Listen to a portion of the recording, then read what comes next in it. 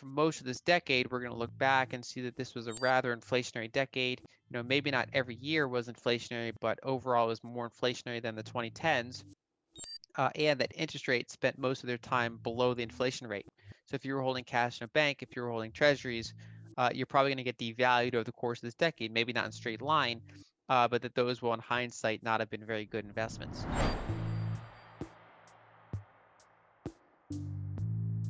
So a lot of it comes down to the fiscal situation, the biggest inspiration for me was Ray Dalio, because he popularized the idea of the long-term debt cycle, which is basically that you go through these periods of, the normal 5 to 10 year business cycle where the market increases debt in the system. Some of it's productive, but then towards the tail end of it, it starts to become unproductive and speculative. Eventually, there's some sort of catalyst that results in a deleveraging, and so you reduce debt, you go into recession, but then policymakers come in, they cut interest rates, they do fiscal stimulus, and they kind of short circuit that deleveraging cycle. And so by the end of that cycle, when it starts to kind of go into the next positive cycle, you have a higher level of debt to GDP than the prior time, and interest rates are hit a lower high and a lower low than the previous time. And so when you string a bunch of those short-term business cycles together over multiple decades, you get higher and higher debt as a percentage of GDP, and you get lower and lower interest rates. And so what the long-term debt cycle kind of focuses on is after a long enough timeline, eventually interest rates hit zero or even slightly below zero in some cases, while debt is extraordinarily high, and that train has run its course. And so policymakers switch to other types of policies that can start with creating new bank reserves to buy assets, or then you can combine it with much larger fiscal stimulus than normal. So you put a lot of money into the economy, and so eventually what you do is you devalue the currency, which basically reduces the debt load as a percentage of GDP, because you boost nominal GDP through inflation and growth while holding rates below the inflation rate.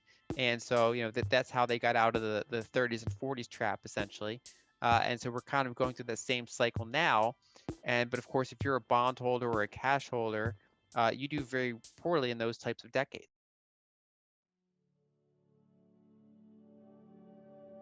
As Bitcoin's inflation rate keeps going down, in other words, its flow to stock ratio keeps decreasing, or stock to flow ratio keeps increasing, that does eventually, basically make it a harder and harder form of money, and it makes it so that anyone who wants to buy into the network, instead of buying into new coins, they have to be able to get existing coins from someone else, because there's not that many new coins being generated, and so that can, push the price up until Bitcoin eventually reaches whatever steady state it's going to reach. Whenever it kind of reaches its the closer end of its total addressable market capitalization. Do you think Bitcoin is in itself even a reliable form of payment? Because in a country where many people don't even have bank accounts, imagine going to the grocery store and buying, a bunch of bananas for X number of Bitcoins, and then the next day it doubles, and then the next day it halves. Wouldn't that be very frustrating for somebody in a developing nation? Yeah, so potentially. The challenging thing there is that because they're underbanked, that's where it's sometimes ironically easier to get a cheap smartphone than get a bank account. And so when you have like say a free Bitcoin wallet on a cheap cell phone, that actually can make transacting easier in some cases. But yes, there is volatility risk, and so a lot of them, for example, can convert back to dollars if they decide they don't want to hold large amounts of Bitcoin. And so it's one of those things. It depends on what country you're in. So El Salvador is dollarized, and so they generally have that access to that stable dollar, whereas many other countries, for example, their local currency is in some ways more volatile than Bitcoin, usually to the downside, whereas Bitcoin at least has upside and downside volatility. And so it really kind of depends on what market. Now, the challenging thing for El Salvador is that they're basically relying on dollars, but they don't really have they're basically reliant on, say, a foreign centralized source of those dollars, right? So they're reliant on remittances. They're susceptible to, say the United States devalues its currency by doing stimulus, but El Salvador is not really benefiting from the stimulus, but they are being impacted by the devaluation. And so, they basically have a couple different incentives there, I think, to try to diversify their monetary base to some extent. Well, Bitcoin is certainly one of the more volatile assets out there. And so that's really true for any kind of monetary asset. And so we've built up fine art prices to very high levels. And we could see, next year that a lot fewer people want to buy that fine art. And suddenly, they all kind of millions of them come to the realization that they should pay a third as much. And so, that's one thing to monitor. Same thing, there are $40 million beachfront homes, throughout Florida, and you could find out that, maybe, next year they all want to pay 10 million for those, and it's certainly possible, but there are a lot of on-chain indicators you can use. And so, for example, we can see what long-term holders are doing with Bitcoin, and we see that as the price goes up much, much higher, they're slowly willing to sell, some of their tokens because they've gone up 5x or 10x in some cases. But you don't see a lot of kind of movement from those long-term holders. A lot of those intermediate term, kind of like the near-term kind of price volatility, a lot of that has to do with the trading activity that we see on exchanges. Whereas the long-term holding is actually kind of a steady thing to watch, similar to accumulating other types of property. I've also been exploring Bitcoin mining. So there are services now like, say, Compass, where you can buy a Bitcoin miner and you own it. It's not like a cloud service. You own the miner, but you can then host it in a facility that they, have a marketplace for. And so I'm basically using the hosting as a service for the Bitcoin miner that I own.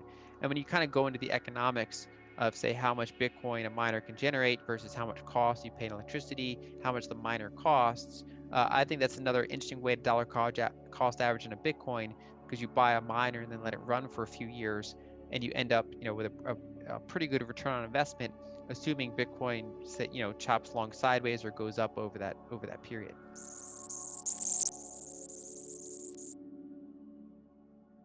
For most of this decade, we're going to look back and see that this was a rather inflationary decade. Maybe not every year was inflationary, but overall it was more inflationary than the 2010s. So a lot of it comes down to the fiscal situation. You go through these periods of, the normal 5 to 10 year business cycle where the market increases debt in the system. Some of it's productive, but then towards the tail end of it, it starts to become unproductive and speculative. Eventually, there's some sort of catalyst that results in a deleveraging, and so you reduce debt, you go into recession. But then policymakers come in, they cut interest rates, they do fiscal stimulus, and they kind of short circuit that deleveraging cycle. And so by the end of that cycle, when it starts to, kind of go into the next positive cycle, you have a higher level of debt to GDP than the prior time, and interest rates are hit a lower high and a lower low than the previous time. And so when you string a bunch of those short-term business cycles together over multiple decades, you get higher and higher debt as a percentage of GDP, and you get lower and lower interest rates. As Bitcoin's inflation rate keeps going down, in other words, its flow to stock ratio keeps decreasing, or stock to flow ratio keeps increasing, that does eventually, basically make it a harder and harder form of money. And it makes it so that anyone who wants to buy into the network, instead of buying into new coins, they have to be able to get existing coins from someone else, because there's not that many new coins being generated.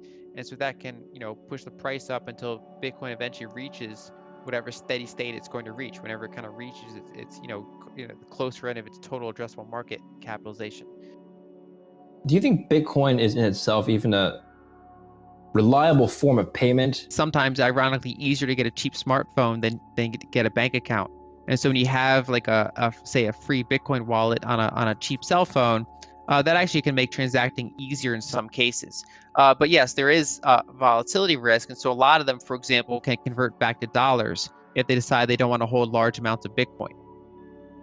Well, Bitcoin is certainly one of the more volatile assets out there. And so that's really true for any kind of monetary asset. And so we've built up fine art prices to very high levels. And we could see, next year that a lot fewer people want to buy that fine art. And suddenly, they all kind of, millions of them come to the realization that they should pay a third as much.